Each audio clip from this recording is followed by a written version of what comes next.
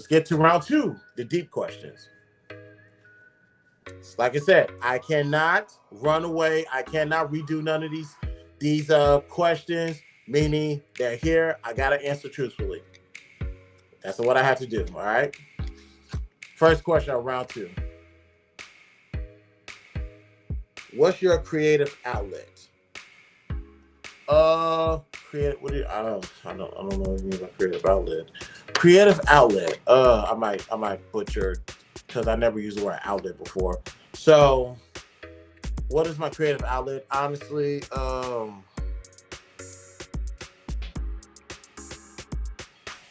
that's a good question. Um, Damn, almost anything is my creative outlet. Honestly, when I'm writing, that's a creative outlet. YouTube is not. There's some creativity to it, but that's not my outlet. Honestly, um, I guess filmmaking now. Honestly, if I had to say filmmaking right now is my creative outlet. There's something about being able to tell a story and to piece it up together in the production process. Honestly, matter of fact, that in itself is a creative outlet. Just me being doing edits, transitions, and making it pop on online. But when it comes to telling a story, even in a freestyle, there's some creativity freedom in that. Like I can literally take this camera, ladies and gentlemen, I was to get them out, and I can go anywhere in the city or anywhere on this planet and tell a story. Just place it, set up the camera, set up anything, set up whatever you want to set up, and I can tell a story right there. Like I could literally just be at the park and just sit down at the bench. I can and just to get angles, I can put the camera right here. I can film a 30-second shot right there. I can do a 30-second shot on my left hand side, center, and that type of stuff. I can tell a story through that, then go back and put a narrator over it, and I could tell you what's going on based off of my actual facial expression, what's going on in my mind to keep the audience drawn in, and that's on a basic level. It surprised me how many people struggle in that department, which is fine. If that's not your bread and butter, and that's not your zone, then cool, I understand. But to do something as little and find inspiration to create a story, that's my creative zone.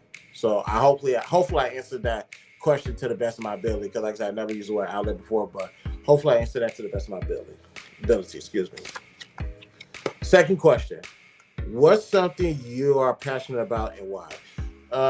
What am I passionate about? I'm very again storytelling. Just honestly being a creator. Honestly, just storytelling.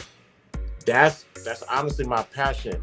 And doing filmmaking. Like I was really addicted to the idea of creating film just off of a phone.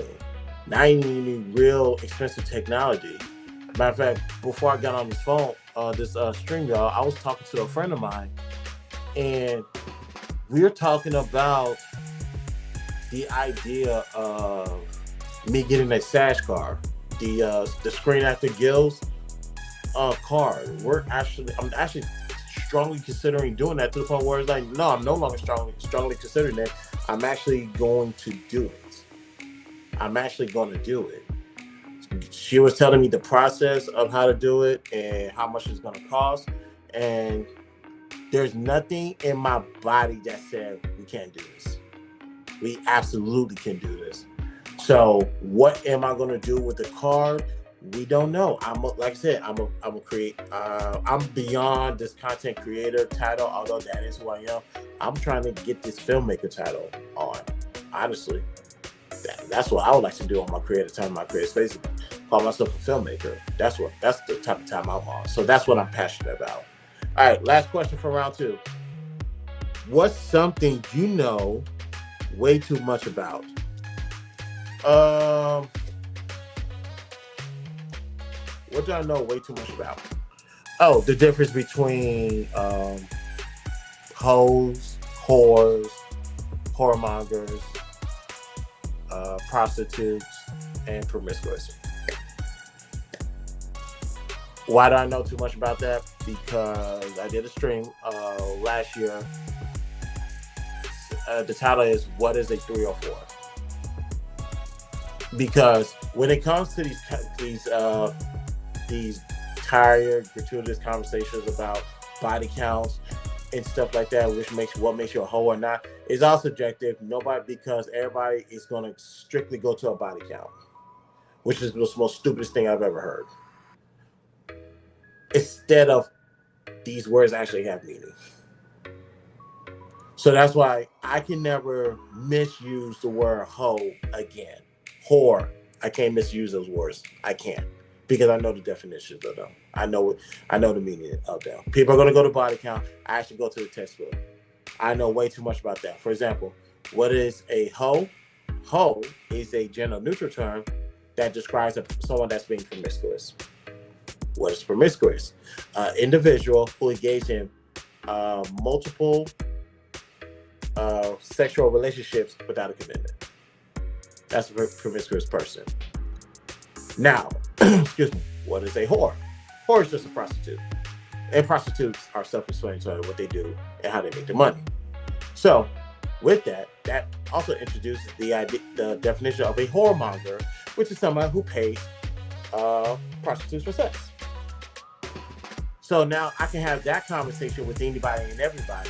Now that's going to be an interesting conversation because they're going to disagree with that perspective. But with them disagreeing with that perspective, we have a nice long conversation about what they believe what that word means and how we can have intellectual back and forth so they will understand the subjectivity of their definition of that word and how it's going to break down easily, whereas mine can stand the test of time.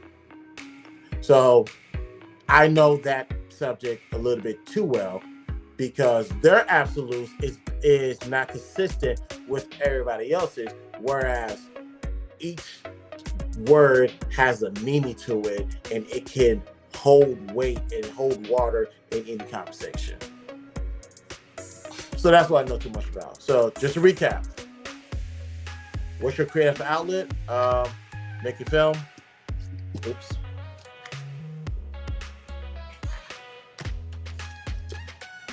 What is something you're passionate about? Why? Okay. Yeah, making films and production. Passionate, storytelling. What's something you know too much about? Hoe, whores, prostitutes, whoremongers, and being promiscuous. I know that. I know way too much about that. All right, that was round 2, and these are so far good questions.